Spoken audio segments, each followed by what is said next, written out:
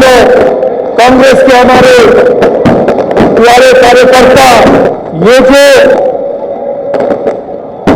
आपका प्रदेश है, नया प्रदेश है तेलंगाना, ये आसानी से नहीं बना। इस प्रदेश को बनाने के लिए तेलंगाना के युवाओं ने, तेलंगाना के माता ने अपना खून, अपने आंसू दिए थे। और ये प्रदेश किसी एक व्यक्ति के लिए नहीं बना था, ये एक सपना था, तेलंगाना के जनता का सपना था। मैं आपसे पूछना चाहता हूं, तेलंगाना का जो सपना था, प्रगति का सपना, उस सपने का क्या हुआ? पूरा तेलंगाना देख सकता है कि एक परिवार को जबरदस्त फायदा हुआ, मगर मैं आपसे पूछना चाहता हूं, तेलंगाना की जनता को क्या फायदा मिला? क्या आपको रोजगार मिला? आज यहां पर किसानों की विधवा स्टेज पे है, रो रही है। ये किसकी जिम्मेदारी है? और ये अकेली नहीं है, ऐसी तेलंगाना में हजारों बहनें हैं जिनके पति ने आत्महत्या की। किसकी जिम्मेदारी है? सपने को पूरा करने के लिए आपने अपना खून, अपने आंसू दिए, आप लड़े, मगर हम भी आपके साथ खड़े थे। कांग्रेस पार्टी ने भी आपके साथ ये लड़ाई लड़ी और अंत में कांग्रेस पार्टी ने और सोनिया गांधी जी ने ये काम पूरा करके तेलंगाना की जनता को दिया। और भाइयों और बहनों, आप ये मत भूलिए, ये काम कांग्रेस पार्टी के लिए आसान नहीं था। कांग्रेस पार्टी को नुकसान हुआ, हमें मालूम था कि हमें नुकसान होने जा रहा है, मगर हम तेलंगाना की जनता के साथ खड़े हुए और हमने मिलकर, आपके साथ मिलकर आपको नया प्रदेश दिया। आपने सोचा था कि तेलंगाना की जनता की सरकार बनेगी, किसानों की सरकार बनेगी, मजदूरों की सरकार बनेगी, गरीबों की सरकार बनेगी। पता लगा जनता की सरकार नहीं बनी। आज तेलंगाना में कहा जाता है कि चीफ मिनिस्टर है, मगर ये चीफ मिनिस्टर नहीं है, ये राजा है। राजा और मुख्यमंत्री में क्या फर्क होता है? मुख्यमंत्री जनता की आवाज को सुनता है, राजा जनता की आवाज को नहीं सुनता है। राजा जो करना चाहता है वो कर डालता है। मुख्यमंत्री लोकतंत्र में भरोसा करता है, मुख्यमंत्री जनता की बात सुनकर निर्णय लेता है। राजा को लोकतंत्र से कुछ लेना देना नहीं, जो राजा के दिल में आता है वो राजा कर देता है। यह फर्क है। छत्तीसगढ़ में हमारी सरकार है। चुनाव के समय हमने 2 वायदे किए थे, बड़े वायदे किए थे। पहला वायदा कि छत्तीसगढ़ के किसानों का हम कर्जा माफ करके दिखा देंगे, और दूसरा वायदा पैडी को हम 2500 रुपए में खरीदेंगे। किसानों ने हमें कहा कि हमें कर्जा माफी की जरूरत है और हमें 2500 रुपए आप दीजिए। हमने उनकी आवाज सुनी और आज आप जाइए, छत्तीसगढ़ जाइए और वहां पूछिए धान के लिए क्या दाम मिलता है। पूरा छत्तीसगढ़ का किसान आपको बताएगा कि छत्तीसगढ़ में 2500 रुपए पर धान मिलता है। आज आपके जो चीफ मिनिस्टर हैं किसानों की आवाज नहीं सुन रहे हैं। 2-3 बड़े उद्योगपतियों की आवाज सुनते हैं, उनके लिए काम करते हैं, मगर किसानों की आवाज नहीं सुनते हैं। और जो छत्तीसगढ़ के किसान ने कहा था, वही तेलंगाना का किसान कह रहा है। तेलंगाना का किसान कह रहा है कि मिर्ची के लिए, धान के लिए हमें सही दाम चाहिए और हमारा कर्जा माफ होना चाहिए। छत्तीसगढ़, तेलंगाना के किसी भी किसान को घबराने की जरूरत नहीं है। जैसे ही कांग्रेस पार्टी की यहां सरकार बनेगी, वैसे 2 लाख रुपए का कर्जा माफ होगा और आपको सही एमएसपी मिलनी शुरू हो जाएगी। आपको ज्यादा समय रुकने की जरूरत नहीं है। आप घबराइए मत, डरिए मत। ये काम कुछ ही महीने में कांग्रेस पार्टी करके आपको दे देगी। ये खोखले शब्द नहीं है, ये तेलंगाना के सपने को पूरे करने का पहला कदम है। किसानों की मदद, किसानों की रक्षा के बिना तेलंगाना का सपना पूरा नहीं हो सकता है।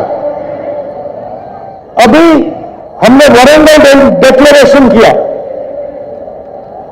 और उसमें हमने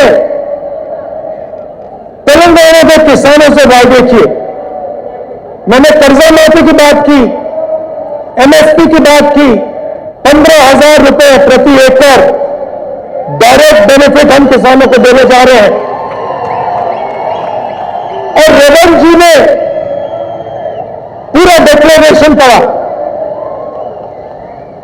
यह सिर्फ एक डिक्लेरेशन नहीं है,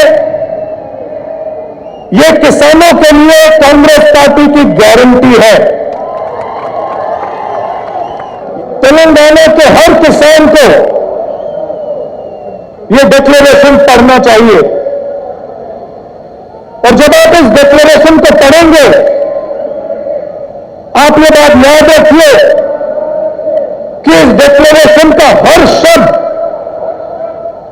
कांग्रेस पार्टी की गारंटी है। और ये हम इसलिए कर रहे हैं क्योंकि हम जानते हैं कि अगर किसान कमजोर रहेगा तो तेलंगाना का सपना पूरा कभी नहीं हो सकता है। क्योंकि किसान ही इस प्रदेश की नींव है, फाउंडेशन है। मैंने पहले आपसे सवाल पूछा था कि तेलंगाना के साथ धोखा किसने किया। तेलंगाना का जो सपना था, उससे किसने धोखा किया। तेलंगाना से हजारों करोड़ रुपए किसने चोरी किए। उस व्यक्ति का नाम क्या है?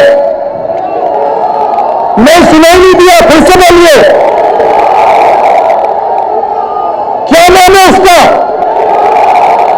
तो आप एक बात अच्छी तरह समझ लीजिए और कांग्रेस का हर नेता, हर कार्यकर्ता इस बात को अच्छी तरह समझे। जिस व्यक्ति ने तेलंगाना के साथ धोखा किया है, जिस व्यक्ति ने तेलंगाना से चोरी की है, जिस व्यक्ति ने तेलंगाना के सपने को नष्ट किया है, उसके साथ कांग्रेस पार्टी का कोई समझौता नहीं होगा।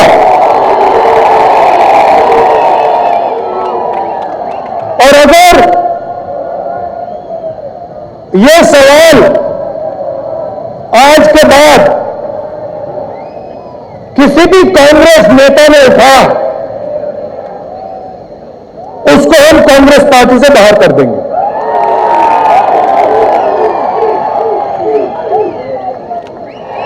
चाहे वो कोई भी हो, कितना भी बड़ा हो,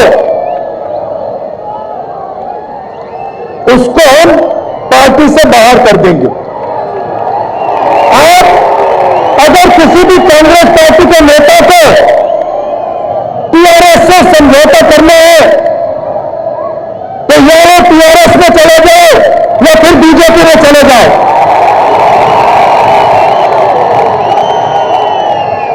हमें उस व्यक्ति की कोई जरूरत नहीं है।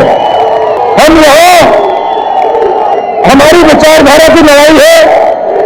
हम राजा से समझौता नहीं करेंगे।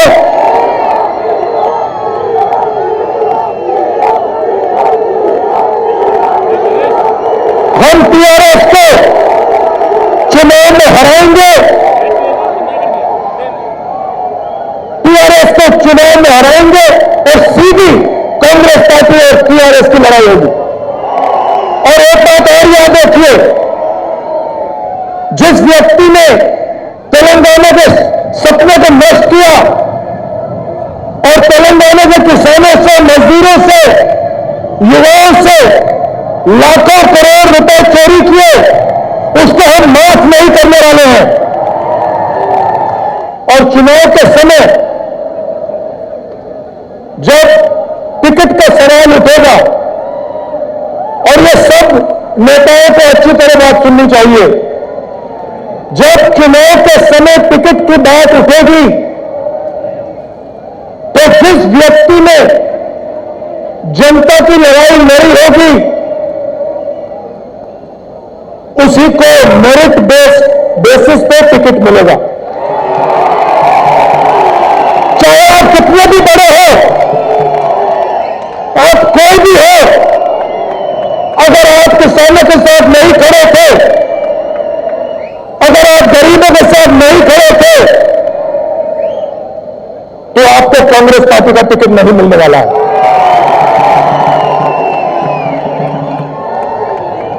सोनिया जी ने जब तेलंगाना आपको दिया, उसके पीछे एक सपना था। तेलंगाना की जो आवाज थी, उसको सुनकर सोनिया जी ने आपको प्रवेश दिया था। और प्रवेश इसलिए दिया था क्योंकि वो चाहती थी कि जो आपका तेलंगाना का सपना था वो पूरा हो। वो सपना आपका है, सोनिया जी का है, मगर मेरा भी है। और उस सपने को मैं आपके साथ पूरा करना चाहता हूं। तो जहां भी मेरी जरूरत होगी, जहां भी आप मुझे बुलाना चाहते हो, जहां भी मैं तेलंगाना की मदद कर सकता हूं, मैं करने को तैयार हूं। यह सिर्फ आपकी लड़ाई नहीं है, यह सिर्फ तेलंगाना के किसानों की, युवाओं की लड़ाई नहीं है, यह कांग्रेस पार्टी की लड़ाई है और यह मेरी लड़ाई है। मैंने पहले कहा था कि जो भी व्यक्ति कहता है कि टीआरएस के साथ समझौता होना चाहता है, उसे या बीजेपी में या टीआरएस में चला जाना चाहिए। क्योंकि समझौता अगर है तो बीजेपी और टीआरएस का समझौता है। अब याद रखिए, जब नरेंद्र मोदी जी ने 3 काले कानून पार्लियामेंट में पास किए थे, तो टीआरएस के नेता क्या कह रहे थे? बीजेपी जानती है कि वो तेलंगाना को डायरेक्टली रूल नहीं कर सकते। वो जानते हैं कि तेलंगाना में उन्हें रिमोट कंट्रोल की जरूरत है। बीजेपी जानती है कि कांग्रेस बीजेपी से कभी समझौता नहीं कर सकती। इसलिए बीजेपी चाहती है कि तेलंगाना में टीआरएस की सरकार रहे। और सबूत यह है कि तेलंगाना के चीफ मिनिस्टर जितना भी पैसा चोरी करना चाहते हैं कर सकते हैं, और बीजेपी की सरकार ना उन पे ईडी लगाती है ना सीबीआई लगाती है। ये रैली किसानों के लिए थी, किसानों को भरोसा देने के लिए थी, वारंगल डिक्लेरेशन के लिए थी। हम चाहते थे कि तेलंगाना के किसानों को मालूम हो कि कांग्रेस पार्टी एक साथ उनके साथ खड़ी है और उनकी पूरी मदद करने जा रही है। किसानों को उन्होंने इसलिए मैसेज दिया क्योंकि वो इस प्रदेश की नींव है, फाउंडेशन है। अगली रैली में हम आदिवासियों को ऐसा ही मैसेज देना चाहते हैं और उनकी जो लड़ाई है 10% रिजर्वेशन की जो लड़ाई है उसमें हम इनकी पूरी मदद करने जा रहे हैं। तेलंगाना बनने के बाद आपने टीआरएस को 2 बार मौका दिया और टीआरएस ने तेलंगाना की जनता को धोखा दिया। अब आप कांग्रेस पार्टी को एक मौका दीजिए और किसानों की, गरीबों की सरकार हमें बनाने दीजिए। कांग्रेस पार्टी ही आपके साथ मिलकर तेलंगाना के सपने को पूरा कर सकती है। आज शाम आप दूर दूर से मेरी बात सुनने आए, इसके लिए आप सबको दिल से धन्यवाद।